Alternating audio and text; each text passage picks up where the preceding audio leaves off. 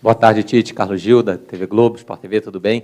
Vou até me aprofundar um pouquinho na pergunta que a Luana fez, e o presidente Landim até, de certa maneira, respondeu em parte essa pergunta. Eu gostaria de saber o que exatamente, claro, foi um pedido do Flamengo, mas o que exatamente te fez repensar o teu projeto de só trabalhar em 2024? Que argumentos foram apresentados pelo Flamengo que te seduziram? E também aproveitando para saber o que te facilita conhecer tanta gente desse elenco, porque 11 estiveram com você em algum momento na seleção brasileira. Obrigado. Boa tarde, Carlos. Eu prefiro colocar, assim, respeitando todas as colocações diferentes, um ajuste de datas. Por quê? Um objetivo do Flamengo de 2024 no trabalho, e essa foi a premissa da conversa, do interesse. Da minha forma, também, de 2024. E eu lembro de uma quando nós estávamos e nós conversamos a respeito, o Brás está me olhando porque ele sabe o que eu vou falar. Ele disse assim, como é que a gente ajusta os objetivos teus profissionais com objetivos e a necessidade do Flamengo? Ele é de 2024? É. Mas como é que ele pode ser para uma necessidade que nós tenhamos agora? E aí o projeto pesou mais forte, esse ajuste de datas, ele não e trazer uma situação anterior que também traz benefícios, traz risco e benefícios. Por quê? Porque o objetivo é a classificação na Libertadores, direta. Esse é o objetivo real. É o que é. A perspectiva de título que ela tem em matemática mas ela é sonho. E nós temos realidade em relação a isso. E ela tem um risco, porque são 9 equipes que estão muito próximas de classificação e de briga de Libertadores, onde o campeonato é extremamente disputado. Então, essa necessidade, essas necessidades, o que ela trazia de benefício? Para o projeto de 2024, também conhecer todos os atletas, estar trabalhando agora, ele é importante. Então, esse ajuste ele acabou acontecendo dentro desse projeto inicial, que eu, a respeito de situações diferentes, não considero, e sim, uma falta mas sim uma percepção da grandeza do Flamengo, de seus objetivos, inclusive de um benefício particular do trabalho. Oi, Tite, boa tarde, boa sorte. Ricardo Lai, Grupo Globo. Todo treinador que é apresentado aqui no Flamengo, né, sempre tem o grande desafio, pelo menos, e é questionado sobre isso, de ver Gabigol e Pedro juntos, né? O Dorival conseguiu fazer isso, mas não tinha o Bruno Henrique na época, né? Estava lesionado. Aí eu te pergunto, você, nesse primeiro momento, pensa num Flamengo com Gabigol, Pedro e Bruno Henrique juntos? É possível? O time fica competitivo? Possível mas competitividade? Como reforçar o meio de campo? Como jogar dessa maneira? Obrigado. Boa tarde, Lai. Parcialmente eu posso te responder. Eu conversei com o Gabi, conversei com o Pedro a respeito e falei da possibilidade da utilização dos dois. Sim. O conjunto da obra com o Bruno, ele começa a ter uma variável maior, ou de um outro atacante, do Bruno, ou do Cebolinha, do Luiz, que são jogadores mais verticais, mais agudos, ele começa a ter, naquilo que é uma estrutura de uma equipe, ela possa balançar. Jogar bem é jogar bem na fase ofensiva. Jogar bem é jogar bem na fase defensiva. Jogar bem é jogar bem nas bolas paradas. Quando alguma coisa dessas não funcionar bem, a redundância, né? Tu está mais longe da vitória. Tite, aqui, boa tarde. Rafael Marques, da ESPN. Você falou já sobre a questão em cima do discurso do presidente Rodolfo Landim, e já algumas vezes, nesse pouco tempo de coletivo, você falou sobre 2024. Então, a pergunta tem a ver com essa projeção. São 6 contratos, aliás, 5, né, que terminam agora, e o Gabigol, que não termina agora, mas já está havendo uma conversa, algum entendimento, para poder antecipar uma negociação futura de um contrato que vai até o final do ano que vem. Você está participando diretamente disso? Você pediu alguns jogadores? E aqueles que têm os contratos terminando agora, mas que não tiveram uma performance muito satisfatória tecnicamente esse ano, como o caso de Rodrigo Caio, Davi Luiz, e até o próprio Felipe Luiz, que muitas vezes ficou fora. Você está participando dessas decisões para o ano que vem? Rafael, o técnico é uma figura importante na engrenagem do clube, mas acima, numa hierarquia, está a sua direção, que ela já tem um comando e uma diretriz. Eu fui perguntado se, eu acho que foi pela Flá TV, se algum atleta tinha entrado em contato comigo. Nenhum atleta entrou em contato comigo, porque há um respeito à hierarquia. Ninguém chega em contato comigo se não passa pelo Gilmar Velasquez, pelo Gil. Por quê? Porque existe um respeito a uma história toda. Então, há um encaminhamento, porém, São 12 jogos decisivos que todos são importantes para que a gente alcance o objetivo da classificação.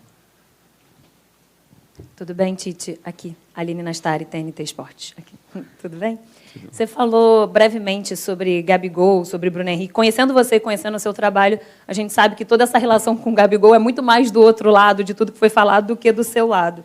Mas acho que gerou uma grande expectativa do torcedor esse encontro. Você falou que já teve uma conversa, ele acabou ficando fora da lista da Copa. Não sei se para o jogador teve alguma mágoa. Nessa conversa de vocês entraram no tema? Aline, eu conversei com ele, sim. Interessante que a conversa em casa com a minha família, com a minha filha, mais especificamente, ela falou assim, a gente sempre viu as situações que elas são externas, que ela é do espetáculo. Agora tu vai ver elas atrás do pano, né, do bastidor. Então, nós conversamos, sim. Coloquei a eles que eles concorreram a ir para a Copa. Vou te colocar. E até vou falar só nessa, para ser papo reto. Eu falei papo reto, sem filtro. Mas não concorreram com as mesmas características, porque são características diferentes. Um disputava como pivô, outro com jogador de movimentação. Inclusive, por isso, eles podem atuar junto, eu volto a dizer, do ponto de equilíbrio que a equipe possa ter. Mas, tranquilo em relação a isso. Boa tarde, Tite. Patrícia Lopes, BIM Esportes. Prazer te ver. Tite, o Flamengo esse ano, né, em ano de 2023, não conseguiu conquistar nenhum título. Você entra agora nesse trabalho, né, seu contrato é até 2024. E eu queria saber, assim, pensando de uma forma bem objetiva, né, o Flamengo, o que você quer conquistar com o Flamengo? A sua prioridade, brasileiro, Copas, para deixar seu nome na história do Flamengo?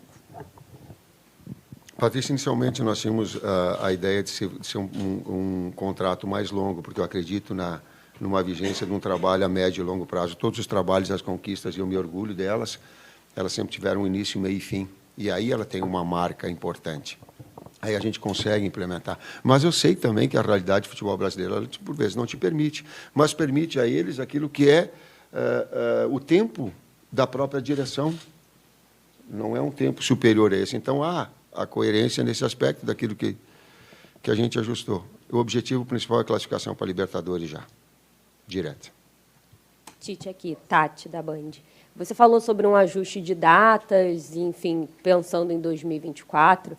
Eu queria que você falasse o que te chamou a atenção no projeto do Flamengo, já que os próprios dirigentes aí disseram, é o Tite, tem sempre vários clubes que estão de olho em você. Eu queria que você falasse um pouquinho sobre o projeto do Flamengo. O que te interessou, o que te chamou mais atenção para você tomar essa decisão? 4 anos de clube, a estabilidade com que ele tem na sua qualidade, a torcida e o quanto ela te incentiva e te mobiliza para tal, uma estrutura como a do Ninho, o grupo que estabelece, que joga as claras, joga limpo, joga claro, as situações que elas são benéficas ou prejudiciais, as pressões que tem. Né? Por exemplo, isso, mas coloca isso, eu não queria vir agora, porque há um tempo melhor, início de ano. Mas, sim, uma necessidade do clube, sim. E daqui a pouco a experiência que eu tive anterior, de fazer todos os trabalhos rápidos, porque era a característica do trabalho anterior, talvez possa permitir, talvez, melhor agora e acelerar todo esse processo. Tudo isso, esse conjunto da obra, um desafio profissional, um estado onde nunca trabalhei. Eu estou olhando aqui, e tem muitas pessoas, algumas com que eu tive contato e outras que não, e que é diferente, é um estado novo, também é desafiador nesse aspecto. Tem um conjunto muito grande. Tite, boa tarde. Marcos Coelho, Rádio Tupi. Nesse elenco do Flamengo tem alguns jogadores com quem você já trabalhou, dentre eles o Everton Cebolinha, um jogador que, para muita gente, viveu um último grande momento com você na seleção naquela Copa América de 2019, e depois, para muita gente, ele não conseguiu repetir aquele nível de futebol. Hoje, desde o começo da temporada, melhor dizendo, na maioria das vezes é um atleta que fica mais no banco que entre os titulares e que nem sempre consegue corresponder ao que se espera, pelo menos é a crítica de fora para dentro. Queria que você falasse um pouco sobre ele e sobre a sua expectativa de recuperar esse jogador e dar mais uma oportunidade para o Flamengo, tendo um atleta que, com você na seleção, conseguiu se destacar. Obrigado. É um grande momento. O presidente Landim participou desse momento da conquista da Copa América, e ele foi um destaque, sim. Eu vou pegar nas palavras que o Pedro teve quando nós conversamos, eu e ele, e aí me permito. Algumas coisas eu levo a pública, outras elas são também do bastidor, mas essa me permite. Eu perguntei para eles como é que vocês podem contribuir um com o outro, Pedro e Gabi. E o Pedro falou para mim, disse, a gente competindo e elevando cada vez mais o nível técnico dentro dos treinos e nos jogos, a gente vai estar trazendo o nível nosso acima. É nisso que eu acredito, serve também para o Everton. Aqui, boa tarde, Tite, tudo bem? Isabelle Costa, da Casé TV. Aqui, tudo bem?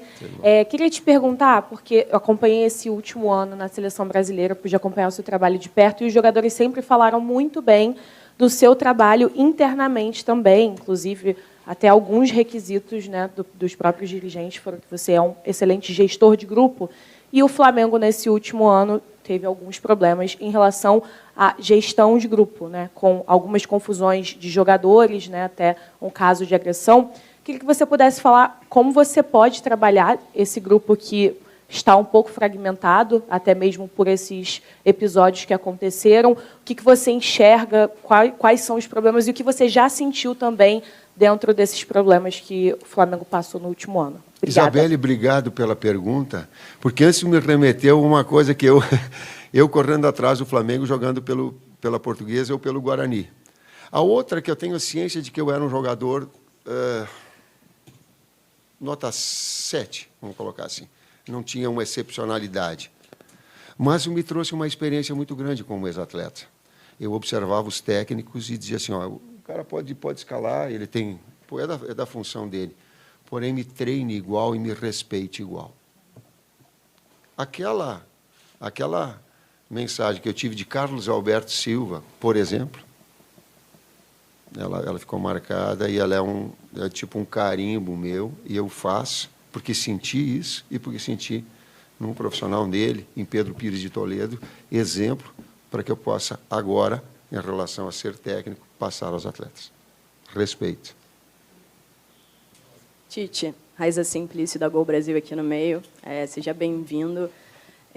Eu queria saber de você, você já está uma semana aqui no Flamengo, se você já deu para ter algum diagnóstico do porquê desse Flamengo de 2023, que é um grande elenco, tem grandes jogadores, vencedores, ter tanto fracasso em 2023, você conseguiu já diagnosticar o que está acontecendo com esse grupo? E já tem jogo quinta-feira, já tem aí na sua cabeça mais ou menos uma formação, como é que você quer ver esse time em campo? Raíssa, todas as atenções ficam voltadas na preparação agora, nas informações verdadeiras, e antes eu coloquei em termos diretivos, agora eu amplio para Fabinho, para Juan, para todo o pessoal, para toda a direção que tem passado, o departamento médico, fisiológico, né, que tem passado informações que elas são extremamente importantes. A gente conversou de manhã com o Mário Jorge, agradecimento para ele também nesse momento de transição, um momento importante, em que ele, com o peso da Sub-20, mas com a competência de poder também participar dessa situação toda, e vislumbrar, são os trabalhos agora vislumbrando o jogo. Nesses 12 próximos jogos, se eu começar a trazer o porquê lá, o porquê cá, eu vou estar perdendo o meu foco. O meu foco é um grande desempenho para quinta-feira e formatar essa equipe para que ela possa ter um grande desempenho e um bom resultado, e um grande resultado. Tite, aqui, Paula Matos, do Lance. Até aproveitando o gancho da pergunta da Raíza, você falou também sobre o Mário Jorge. Ele comentou que era importante resgatar a confiança desse elenco, que ninguém duvidava da qualidade, mas que era importante resgatar a confiança. O Cebolinha falou que você motiva muito e o Léo Pereira falou em esperança renovada. Eu queria que você dissesse para a gente como que foi essa primeira conversa com os jogadores e como fazer o Flamengo ter o mental forte o suficiente para conseguir retomar o caminho das vitórias aí em 2024 e voltar às glórias, principalmente mentalmente forte. Obrigada. Paula, Eu acredito vamos ver se eu consigo sintetizar, eu acredito em confiança, um atleta ter confiança, e desafiado. Eu não gosto do termo tira de uma zona de confiança, eu não gosto. Tira de uma zona de conforto, eu não gosto. Eu gosto de deixa numa zona de confiança e desafia. Somos nós, sou eu e somos os atletas todos. Professor, as últimas duas aqui. Primeira. Tite, boa tarde. Seja bem-vindo. Bruno Vilafranca, da S1 Live. Eu quero pegar um recorte dessa última partida do Flamengo contra o Corinthians, mas serve também para outros jogos do Flamengo desse ano. O Flamengo, que tem um time que geralmente propõe o jogo, até por uma questão histórica, né? Hoje tem um treinador que estava na seleção brasileira que, independente de quando e onde, tem que propor o jogo também. O Flamengo contra o Corinthians, acredito que o senhor tenha visto a partida, tinha o controle, de certa forma, do jogo, conseguiu abrir o placar, recuou, deixou o Corinthians, de certa forma, gostar, achar o pênalti, o jogo acabou empatado. Eu queria saber do senhor, o que o senhor pretende fazer com esse elenco que precisa, historicamente, inclusive, propor o jogo para não oscilar dentro da partida e deixar, às vezes, um adversário que é inferior tecnicamente e, taticamente, às vezes, gostar do jogo e até conseguir um resultado melhor. Obrigado, seja bem-vindo. Bruno, boa tarde. O jogo é um mecanismo vivo, mas ele parte de alguns princípios. Né?